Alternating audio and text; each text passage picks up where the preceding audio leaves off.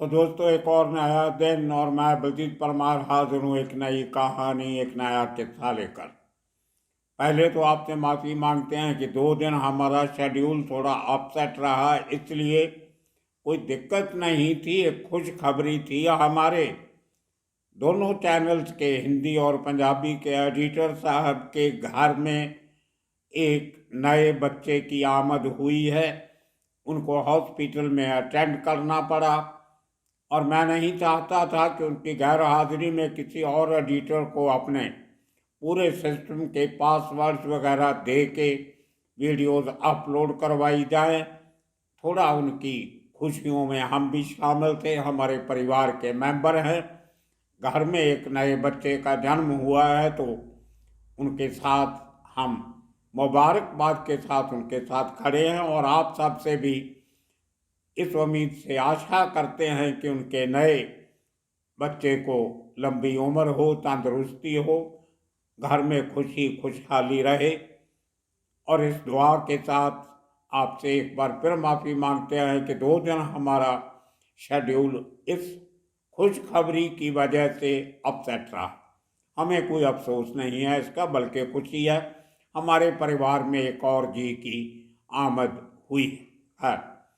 आज बात करेंगे एक बड़ी खबर की कि बहुत सालों से एक भगौड़ा अंडरवर्ल्ड का किरदार फाइनली बाहर से भारत लाया गया। बहुत से लोग भारत से वापस आए, जिनमें से एक शायद ये आखिरी कड़ी होगा। अभी ये गुरुसाटम को छोड़कर शायद और कोई बड़ा सरगना देश के बाहर नहीं है।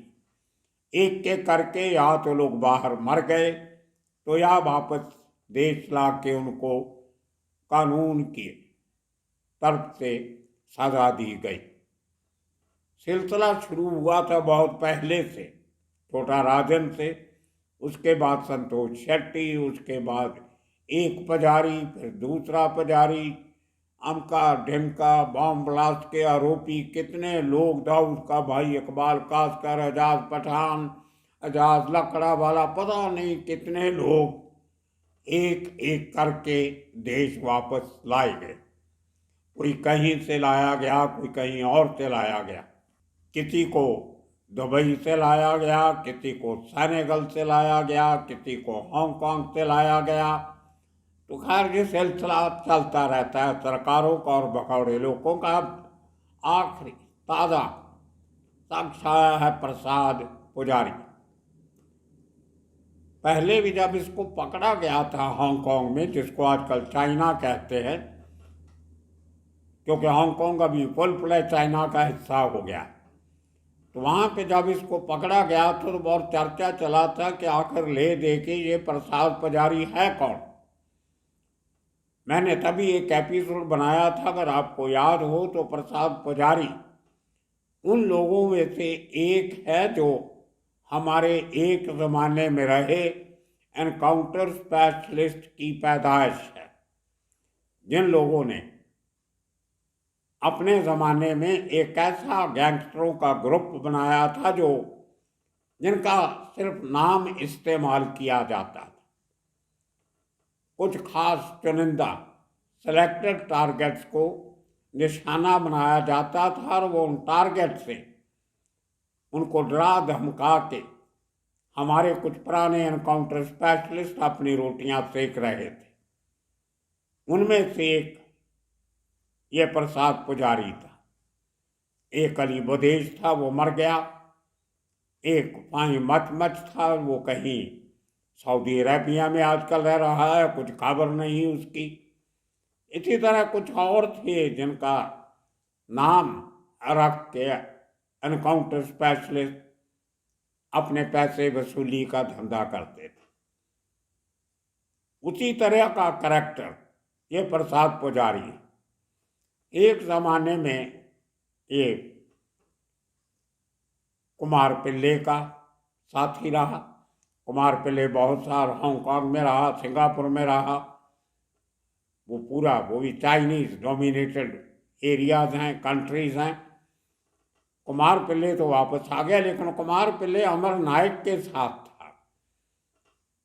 इसी तरह ये आदमी प्रसाद पुजारी, ये भी अमर नायक के गैंग का हिस्सा था।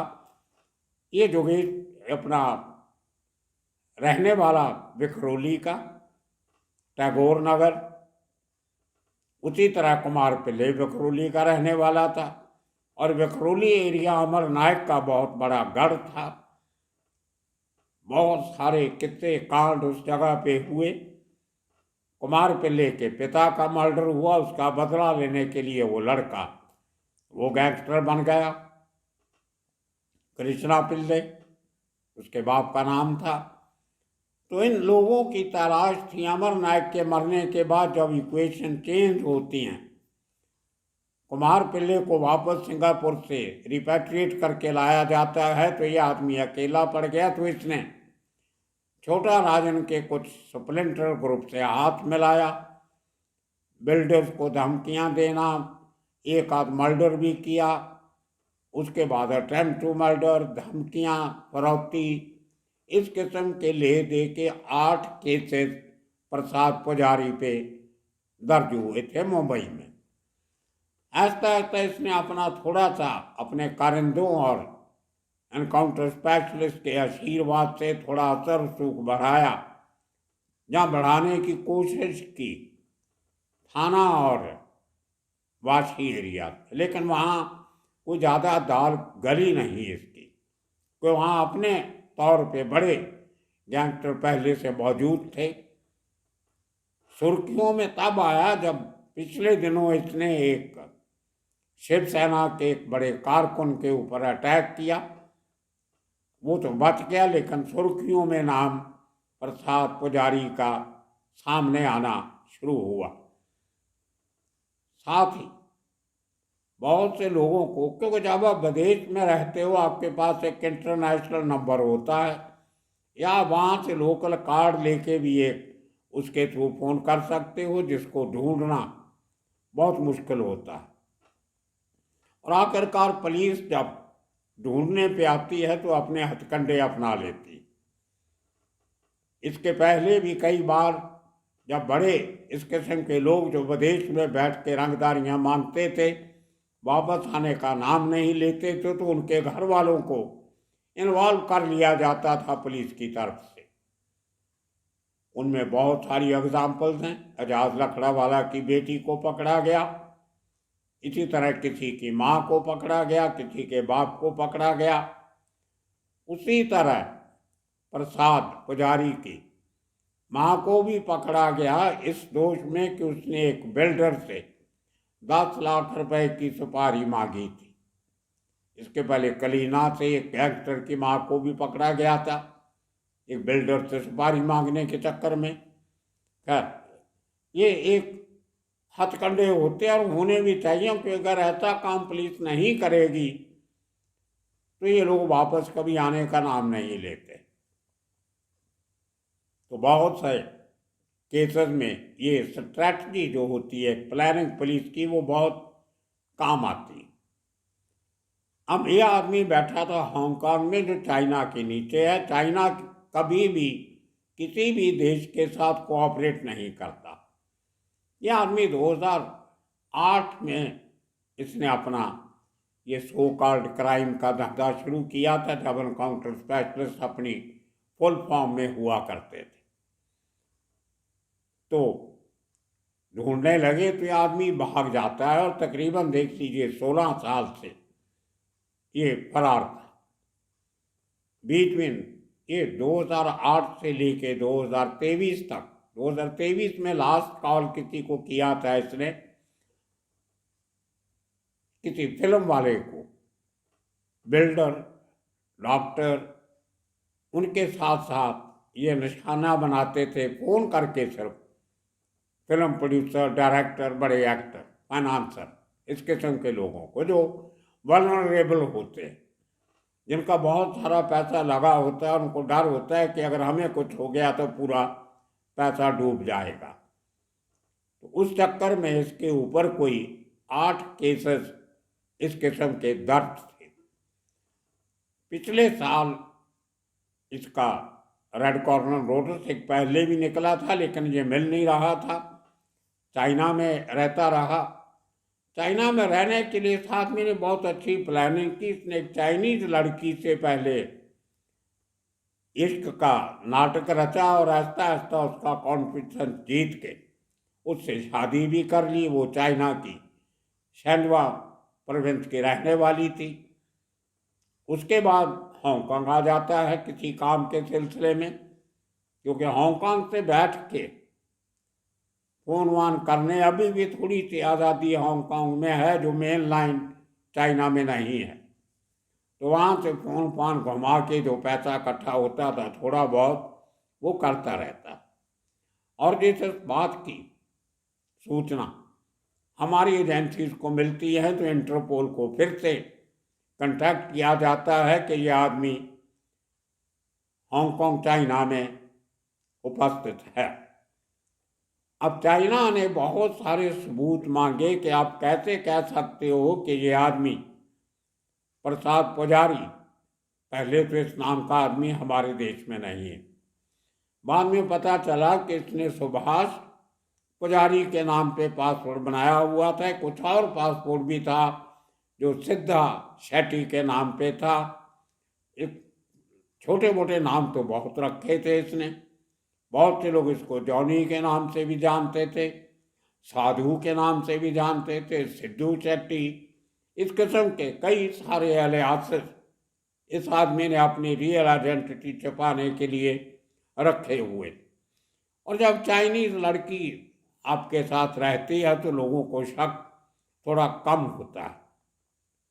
अक्सर लोग एजेंसी जो सोचती हैं कि चाइनीज लड़की साथ में है तो ये चाइनीज लड़की को तो चाइना का कानून पता है अच्छी तरह, तो वो ऐसा कोई काम नहीं करेगी जहाँ कल उसको तकलीफ आए।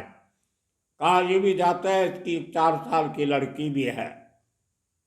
खैर वो अभी आया है तो इन्वेस्टिगेशन होगी तो सब पता लग जाएगा। तो हांगकांग में जब इसकी इंटरपोल पूरी तलाश कर रही थी, ढूंढ भी लिया था, हांगकांग एजेंसीज को बता भी दिया, तो इस आदमी को भनक लगती है। ये हांगकांग छोड़ के मेन चाइना जाने की फिराक में फ्लाइट पकड़ने की कोशिश करता है हांगकांग से शैनवा जाने के लिए, जहाँ की रहने वाली इसकी वो चाइनीज पत्नी।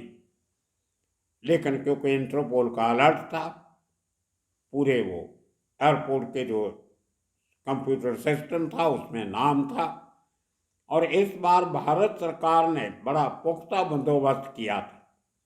इसकी मां को जो अरेस्ट किया था 2020 में फिरौती मांगने के चक्कर में, उसके ऊपर बड़ा सख्त कानून मकोका वो उसका लगाया गया था। उसमें उसकी शायद आज तक जमानत नहीं हुई है। तो भारत सरकार ने इसके असली बायोडाटा जो था, कहाँ में पैदा हुआ, कहाँ पढ़ा, कब गया, क्या क्या केसेस, और उसके साथ में डीएनए सैंपल्स इसकी माँ के भी भेजे इंटरपोल को, जो इंटरपोल ने हांगकांग अथॉरिटीज़ को दिए। और जब उन्होंने मैच किए तो उनका शक पक्का हो गया कि भारत के केस में दम है। तो इस आदमी को फ्लाइट नहीं बोर्ड करने दिया जाता, इसको रोक लिया जाता, डिटेन कर लिया जाता, और उसके बाद फिर लंबी चौड़ी खतो खताबत होती है थ्रू इंटरपोल। और फाइनली कल रात को इसको अर्ली मॉर्निंग, आज कहिए, मुंबई के छत्रपति शिवाजी इंटरनेशनल एयरपोर्ट पे इसको लेके आ जाते हैं मुंबई पुलिस के ऑफिसर। और अब वो पूरे का पूरा केस जो है वो क्राइम ब्रांच के सुपुर्द कर दिया गया, और इसकी सुबह से इंटरोगेशन तहकीकात जो है वो मुंबई की क्राइम ब्रांच कर रही है। अब ले दे के मुझे लगता नहीं, क्योंकि बहुत बड़ी सजा वजा इसको होगी, जमानत जल्दी हो जाएगी, जैसे संतोष शेट्टी की हो गई और बहुत से लोगों की हो गई, कुमार पिल्ले की भी जमानत हो गई, इसकी भी हो जाएगी। लेकिन एक अच्छी बात हुई है कि पहली बार एक पुख्ता तरीके से हमारी एजेंसीज ने केस प्रिपेयर किया, और जो पहला शख्स है जो चाइना से लाया गया है, इसके पहले कितने डायमंड के व्यापारी, इनकम टैक्स के ऑफेंडर्स, इस किस्म के लोग देश छोड़ के चाइना भाग गया, आज तक वापस नहीं आए। तो चाइना से एक आदमी को लाना एक बड़ी प्राप्ति समझी जा सकती है। हमारी एजेंसी को मुबारकबाद। अब देखना होगा आने वाले दिनों में और नए नए खुलासे क्या होते हैं, क्या अब इसके आने के बाद इसकी माँ को कोई रिलीफ मिलेगी, वो भी देखना होगा, या कुछ ऐसे केसेस जो रिपोर्ट नहीं हुए। एक बात आपको बता दें, जो केस रजिस्टर होते हैं वो बहुत कम होते हैं। बहुत से लोग तो पैसा दे के अपनी जान छुड़वा लेते हैं और वो कोर्ट कचहरी के पुलिस के चक्कर में नहीं पड़ना चाहते। अब वो पता चलेगा कि ऐसे कितने लोग थे जिनसे इसने पैसा लिया लेकिन उन्होंने शिकायत नहीं की। तो दोस्तों, ये कहानी थी प्रसाद पुजारी की। अब ये सुरेश पुजारी, दूसरा पुजारी, कितने वापस आ गए सब। अब ले दे के गुरु साटम बचा, उसको शायद ढूंढने की कोशिश भी नहीं की जा रही, क्योंकि गुरु साटम अभी कोई मुंबई में किसी को धमकी नहीं दे रहा, किसी से पैसा नहीं मांग रहा। पुराने जो केस थे वो है, लेकिन नया कोई मामला उसके खिलाफ दर्ज हुआ नहीं बहुत सालों से। अगर कुछ होगा तो शायद उसको लाने की कोशिश भी की जाएगी। वो आजकल साउथ अफ्रीका में कहा जा रहा है, कभी सेनेगल से भी खबर आती है कि वहाँ है। सेनेगल एक नया अड्डा बनता जा रहा है बहुत से लोगों का। उत्तर प्रदेश के, गुजरात के, महाराष्ट्र के भी कुछ सेकंड रैंक क्रिमिनल्स, जिनका नाम इतना नहीं है लेकिन क्राइम काफ़ी किया हुआ है, वो सब के सब सेनेगल में जाके बैठे हैं।